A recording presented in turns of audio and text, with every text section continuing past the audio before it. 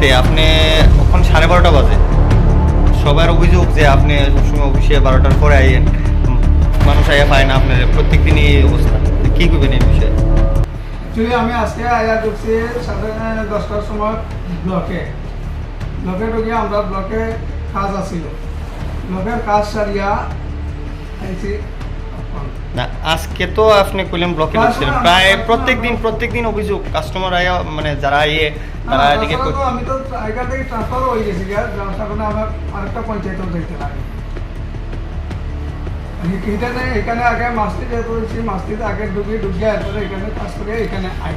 আপনি কি দুইটা পঞ্চায়েত পরিচালনা করতেছেন? এখন বর্তমানে দুইটাই করতে হবে। তার মানে এদিকে 2-3 ঘন্টা, সেদিকে 2-3 ঘন্টা করে করতেছেন। আপনার নাম? দিলীপ মালাকা, এটা কোন পঞ্চায়েত? সেটা পঞ্চায়েত।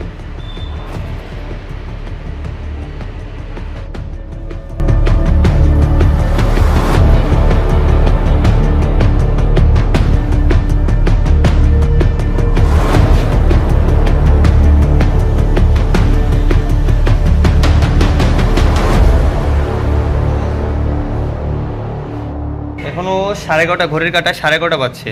তো আপনি এসে কি দেখলেন? পঞ্চায়েত অফিসের সেক্রেটারি নাই, পঞ্চায়েত সেক্রেটারি আজকে অনেক দিন ধরে নাই, দেখলাম 20-25 দিন ধরে সেক্রেটারি নাই। আজকে 25 দিন এসে আমি আরও আর জমা দিছি, অনেক কাগজেই পাই না আরও আর। সেক্রেটারি ফোন করলে আইতেছি, আমু কালকে আমু করছি, আমি এরকম সবসময় শুনতেছি।